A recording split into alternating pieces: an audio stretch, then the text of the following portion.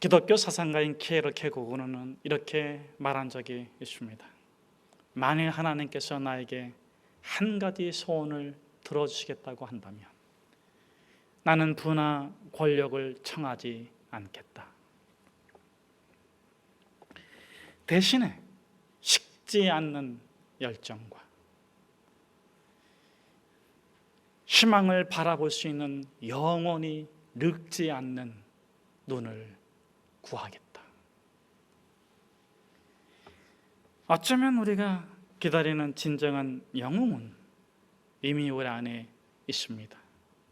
순수, 열정, 선의에 찬 호기심.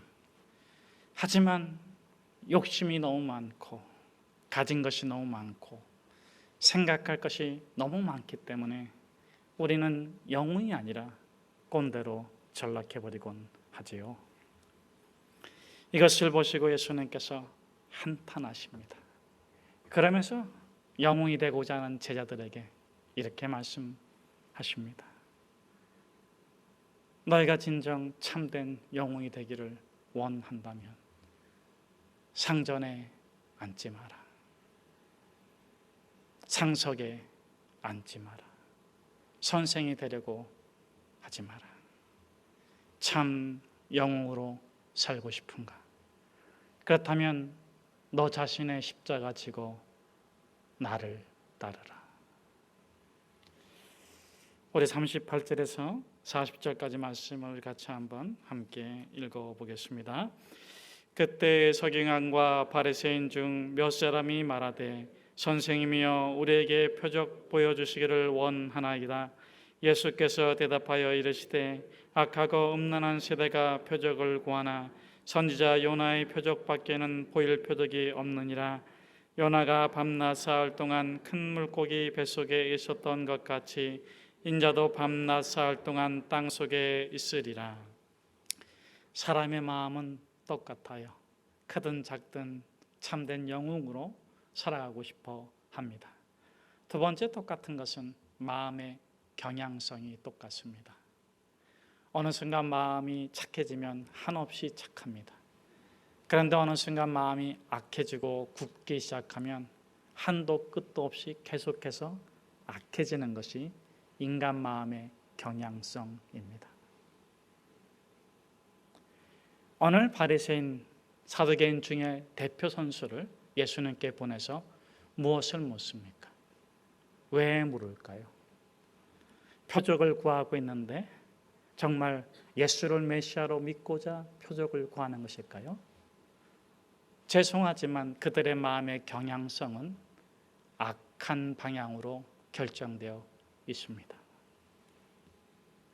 안식일을 범했다고 해서 예수님을 흉보더니 손 마른 자를 고쳐주시니까는 죽일 모의를 하고 귀신 들려 말 못하고 듣지 못하는 자를 고쳐주신 것을 보고는 분노합니다.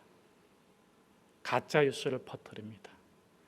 귀신의 왕 바알세불의 힘을 빌려서 귀신을 쫓아냈다. 그래서 예수님께서 이렇게 말씀하십니다.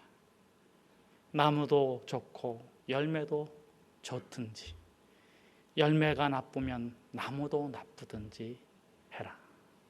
두 마음 품지 마라. 마음에 쌓은 선에서 선이 나고 마음에서 쌓은 악에서 악이 나느니라. 자, 그렇게 예수님께서 말씀해 주신 그때에 이들이 대표 선수를 보내서 묻습니다. 표적을 보여주십시오. 아마 나이스하게 부드럽게 웃으면서 그렇게 청했을 거예요. 그런데 왜? 믿고자 하는 것이 아니라 실수를 기다리는 것입니다.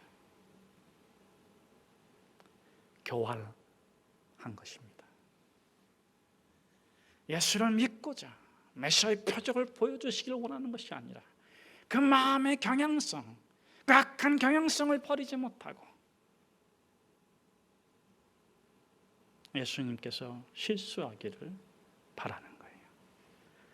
이와 같은 자들에 대해서 예수님께서 단호히 거절하십니다. 악하고 음란한 세대가, 여기서 음란이라는 것은 이중적 마음입니다. 표적을 구하나 그들이 보여줄 표적은 요나의 표적밖에 없다 하는 것이죠. 자, 그러면 요나의 표적을 보여주시는 이유가 무엇입니까? 두 가지인데, 첫 번째는 요나의 경향성하고 이 바리새인들의 경향성이 너무 똑같아요. 두 번째로는 요나의 회개를 이들이 본받기를 바라는 마음입니다. 자, 그런데 요나는 마지막까지 회개했어요, 안 했어요? 잠깐 기다려 보라고요. 지금 요나서 찾고 있습니다. 여러분, 요나서 마지막 부분에 가면 요나의 세 가지 특징을 보게 되는데, 첫째, 회개하지 않는다. 둘째, 그래도 옳다고 한다. 셋째, 만족할 줄 모른다. 요나의 내용은 다 아시죠? 하나님께서 니느웨로 가라, 하나님의 뜻을 말씀해 주셨는데, 요나가 민족의 영웅이 되고자 민족의 원수들을 살리는 일보다는 하나님의 명을 거역하는 불순종을 선택하고 어디로 갑니까? 다시스로 가기 위해서 욥바로 내려가고 배로 내려가고 배미창으로 내려가고, 그러고 나서 어떻게 해요?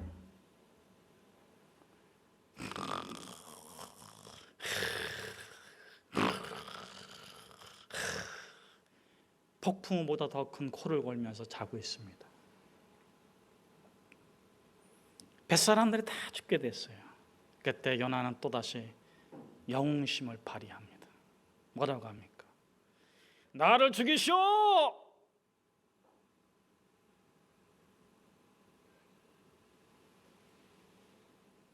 나를 제물 삼아서 바다에 던지면 이 폭풍우가 잔잔해질 것이요. 자, 그래서 고기 뱃속을 3일 밤낮 경험하고 나서 요나가 깨달은 게 무엇입니까? 여러분, 죽음은 없습니다. 영원한 저주와 영원한 축복만이 있을 뿐입니다. 우리는 반드시 천국 가야 됩니다. 지옥 가면 안 됩니다. 죽어서일 모르겠다. 죽어서일 모르겠다. 오늘 내가 평안하니? 예수님께서 뭐라고 말씀하십니까? 이 어리석은 자야, 오늘 밤 너의 영혼을 하나님이 찾아가시면 나가 어떻게 되겠느냐. 여러분, 죽음은 없습니다. 영원한 지옥과 영원한 천국만이 있을 뿐입니다. 그것이 우리가 편안해도 힘들어도 좋아도 나빠도 어려워도 즐거워도 예수 그리스도를 구주로 믿는 이유이자 목적입니다. 요나가 깨달은 것은 무엇입니까? 죽음으로 끝나는 일은 아무것도 없다. 죽으면 그 인생이 지저분해진다. 얼마나 지저분해지냐? 그 영혼이 갈갈이 찢겨질 정도로 지저분해진다. 여러분, 죽음을 선택하지 않기를 축복합니다. 생명을 선택하기를 축복합니다. 미움을 선택하지 않기를 축복합니다. 죽어도, 십자가에 죽어도 화해와 사랑을 선택하시기를 축복합니다. 그렇게 살아난 요나가 마음을 바꿔서 니느웨에 복음을 전했더니 그 악한 성읍 니느웨가 왕에서부터 생명이 있는 모든 동물이 다 회개하고 돌아왔어요. 여러분, 그걸 보면 뭘 해야 됩니까? 좋아해야 하는데 마음의 경향성이 악합니다. 회개치라는 화를 내. 막 견디지도 못하니까 동산에 올라갔어. 정말 이 니느웨가 마지막까지 잘 되나 봐야 되겠다. 그리고 보고 있으니까 하나님께서 박넝쿨 하나를 이렇게 해줬어요. 박넝쿨이 이렇게 해서 태양을 가렸어. 그 그늘에 이렇게 의지해. 그런데 하나님께서 어떻게 하십니까? 하나님께서 벌레를 먹어가지고 벌레가 먹게 하니까 박넝쿨이 시들어졌어. 햇빛이 쨍쨍 나니까 요나가 어떻게 합니까? 자기의 태어난 날을 저주하고 자기의 살아있는 것을 저주해. 며칠 전 고기 뱃속에서는 그렇게 살려달라고 하더니 그래서 하나님께서 물어요. 야, 너가 어떻게 화를 내고 있냐? 너가 어떻게 지금 이 상황에서 원망을 하고 있냐? 너가 어떻게 이 상황에서 짜증낼 수가 있냐? 너가 그렇게 화내고 짜증내고 원망하는 게 옳으니? 뭐라고 말합니까? 네, 내가 지금 죽을지라도 옳습니다. 그래도 옳다고 하는 거예요. 야, 저 니느웨에는 12만 명이나 있는데 지옥에 떨어질 자가 12만 명이나 있는데 내가 그들을 구원하는 것이 그렇게 네 마음이 아픈, 오늘 있다가 내일 지는 이 박넝쿨이 시드는 걸 가지고 너가 그렇게 원망하고 있니? 너가 하물며 이 박넝쿨을 아끼고 있겠던 저 영혼, 저 성읍에 있는 12만 명의 영혼을 위해서 내가 그들을 회개케 하고 그들을 구원하는 것이 어찌 옳은 일이 아니겠느냐?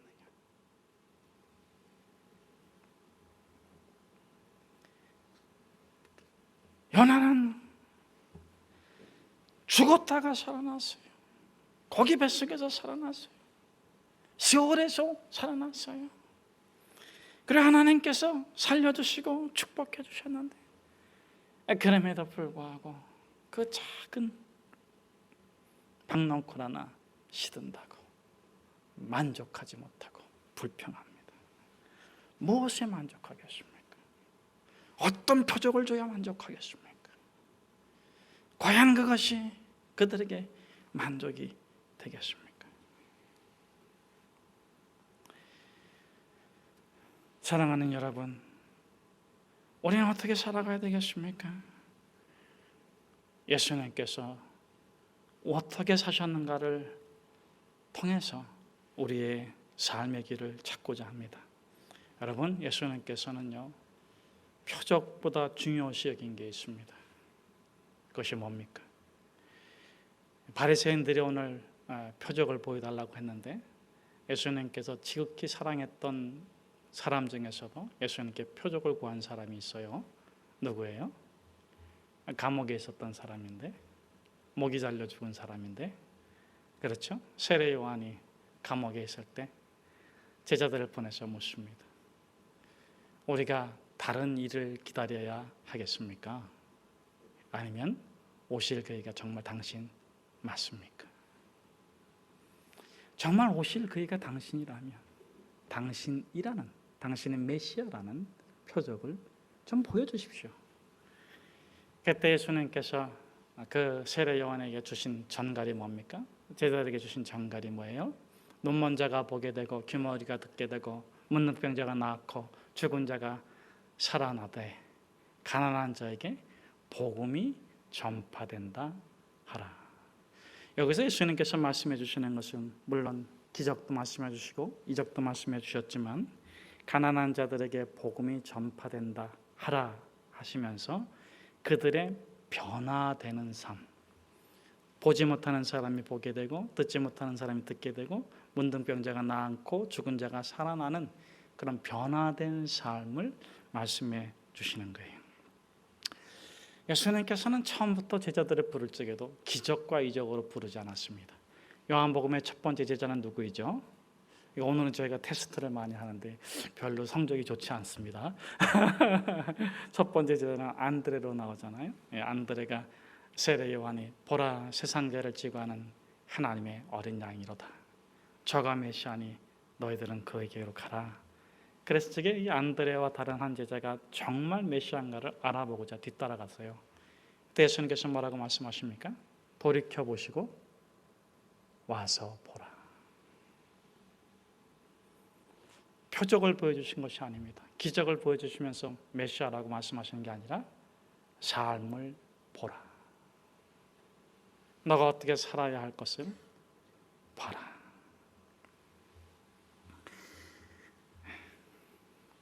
그러면 예수님께서 삶을 통해서 하신 것이 무엇인가? 첫째, 죄를 용서해 주시는 일을 하셨습니다. 요단강에서 세례를 받을 때도 예수님께서 요단강에 세례를 받으러 나오자 세례 요한이 뭐라고 말씀합니까? 보라, 세상 죄를 지고 하는 하나님의 어린 양이로다.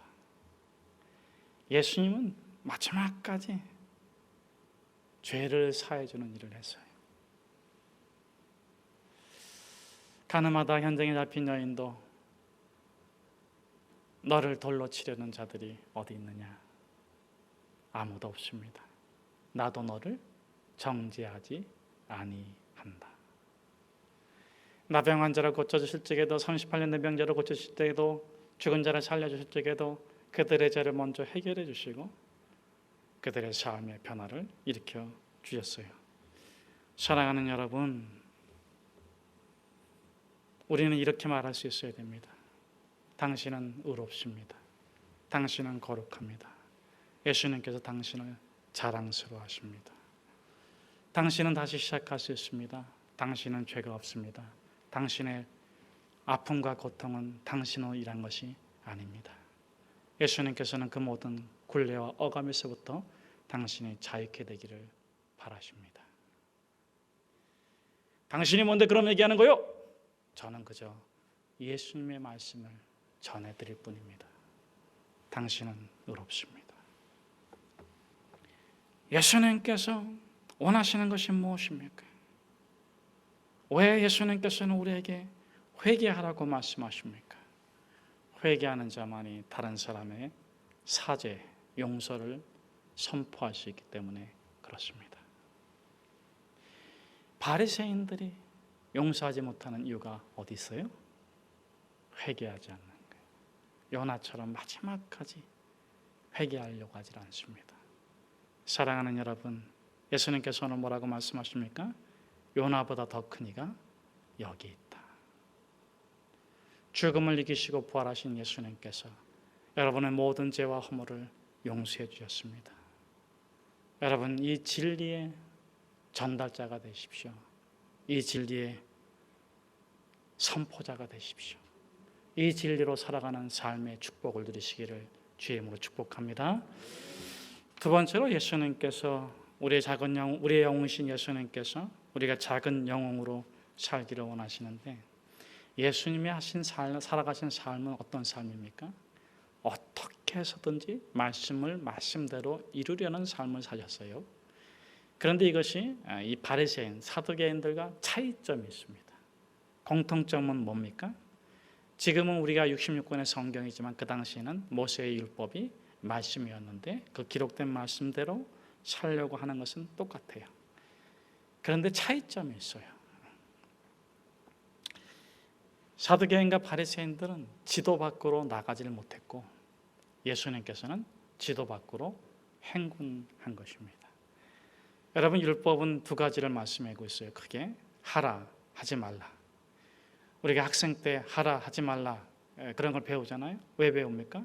사회에 나가서 성인으로서 책임 있는 존재로 인격적인 삶을 자유롭게 누릴 수 있기 위해서 하라, 하지 말라를 배우는 거예요. 마찬가지로 율법에서도 하라, 하지 말라를 가르쳐줘요. 왜? 규범과 규정에 얽매여 살라고, 기계로 찍어낸 제품처럼 그런 삶을 살아가라고. No.